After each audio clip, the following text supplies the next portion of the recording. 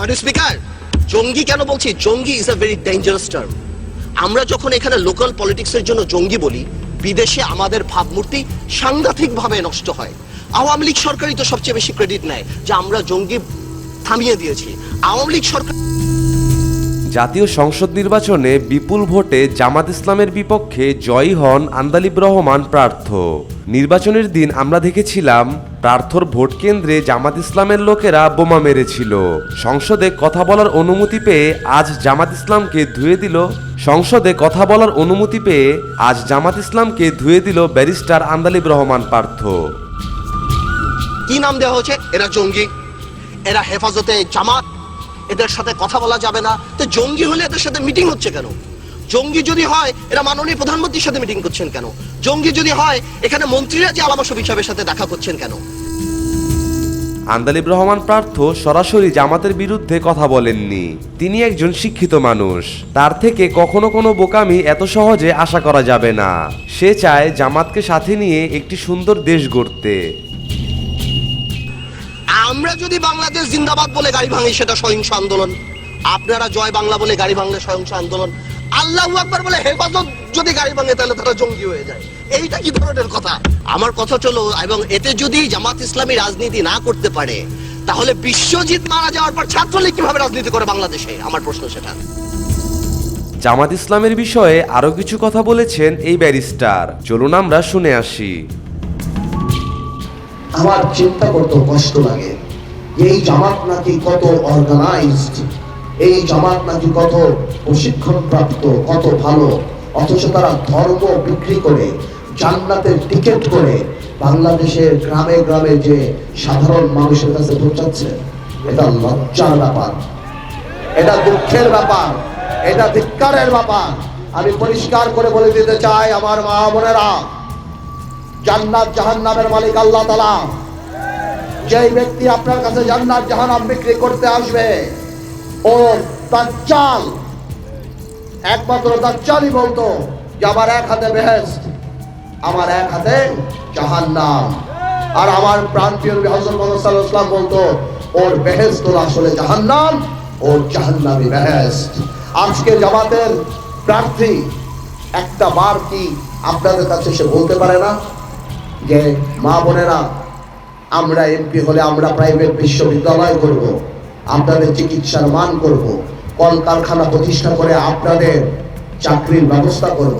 আজকে 50 লক্ষ মহিলা গার্মেন্টসে চাকরি করে, এই জন্য বাংলাদেশের অর্থনীতি করে।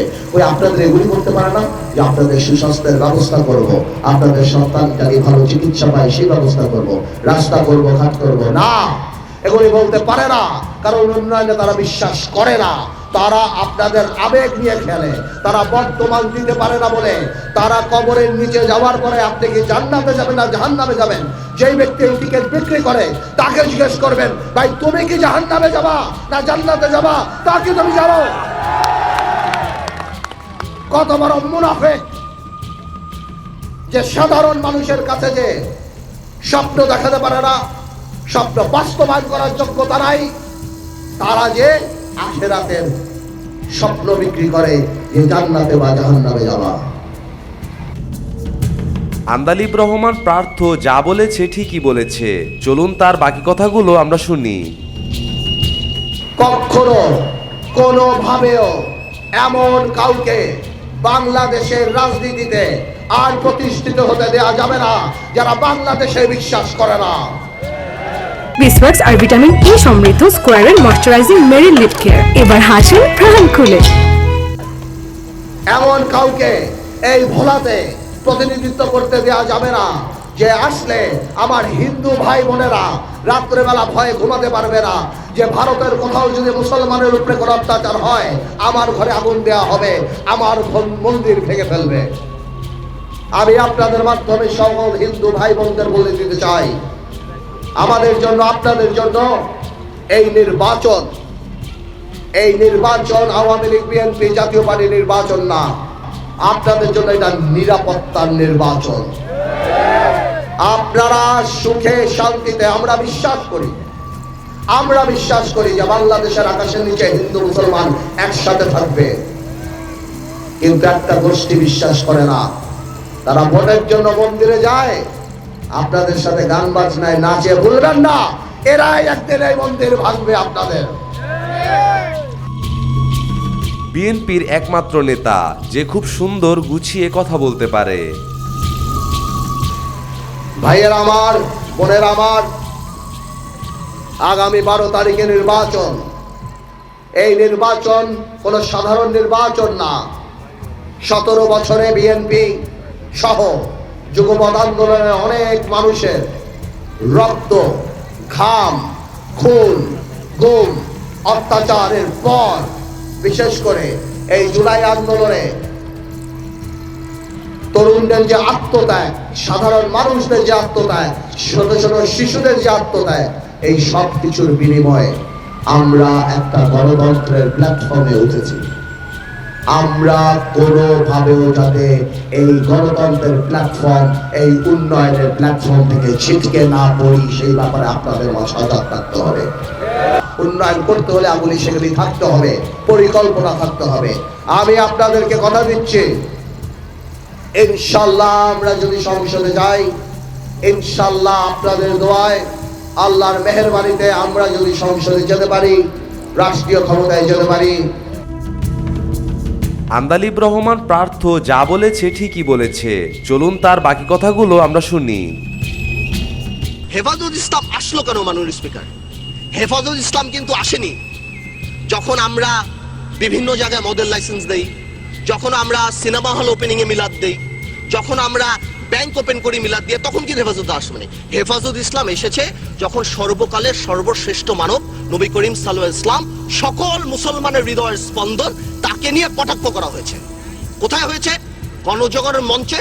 আমি পার্টিকুলার বলছি, কিছু অ্যান্টি ইসলাম ব্লগার, নাস্তিক হতেই পারে, এটা যার গণতান্ত্রিক ব্যাপার, কিন্তু অ্যান্টি ইসলাম কিছু ব্লগার সেই সময়টা বিচার করলেই তো পারতো।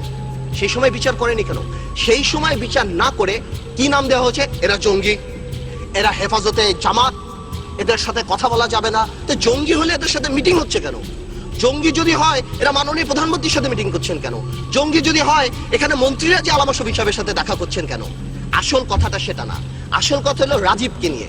রাজীব যিনি মারা গিয়েছিলেন, আই উইল নট গো, আমি বলবো না রাজীব অ্যান্টি মুসলিম, নাস্তিক, কি ছিল না ছিল, কিন্তু there was a controversy because 886/2012 writ পিটিশনে সেই থাবা বাবা নিয়ে কথা ছিল। আমার দেশের মাহমুদুর রহমান সাহেবকে অ্যারেস্ট করা হয়েছে, যদি কি কারণে অ্যারেস্ট করা হয়েছে সেটা আমি পরে আসছি, বাট এটাকে তো কেউ কোনোদিন মানা করেনি যে না এটা মিথ্যা কথা। হ্যাঁ, সরকারের তরফ থেকে অনেকে মিডিয়াতে বলেছেন যে না, কি করা হয়েছে, এটাকে নতুন করে বানানো হয়েছে। বিএনপির একমাত্র নেতা যে খুব সুন্দর গুছিয়ে কথা বলতে পারে। এটা আসলে এরকম ছিল না। আসলে ব্যাপারটা কি, যদি নতুন করেই বানানো হয়, থাবা বাবা যদি আসলে রাজীবের না হয়ে থাকে, তাহলে ওটা কেন সত্য হবে যে ওই 4 জন যারা মার্ডার করলো তারা ওই থাবা বাবা পরে রাজীবকে মার্ডার করলো? তার মানে থাবা বাবা আগেই ছিল। আওয়ামী লীগের টেকনিক্যাল প্রবলেম হয়ে গেছে। এই অ্যান্টি ইসলাম লোককে আওয়ামী লীগ এখানে শোক প্রস্তাব দিয়ে আওয়ামী লীগ জাতীয় বীর বানিয়েছে, এবং বাংলাদেশে যে নবী করিম সাল্লাল্লাহু আলাইহি ওয়াসাল্লামকে কটাক্ষ করেছে তাকে এই পার্লামেন্টে জাতীয় বীরের মর্যাদা দিয়েছে। অ্যাজ ইফ মন্ত্রীরা শার্লক হোমস, কেউ মারা যাওয়ার 1 ঘন্টার মধ্যে যে মন্ত্রীরা বলে দিচ্ছে এটা এ মেরেছে, এটা ও মেরেছে। তো জামাত ইসলামী যে খুব, শিবির যে খুব ভালো আমি তা বলছি না, কিন্তু শিবির যদি মেরে থাকে, আমার কথা চলো, এবং এতে যদি জামাত ইসলামী রাজনীতি না করতে পারে, তাহলে বিশ্বজিৎ মারা যাওয়ার পর ছাত্রলীগ কিভাবে রাজনীতি করে বাংলাদেশে? আমার প্রশ্ন সেটা।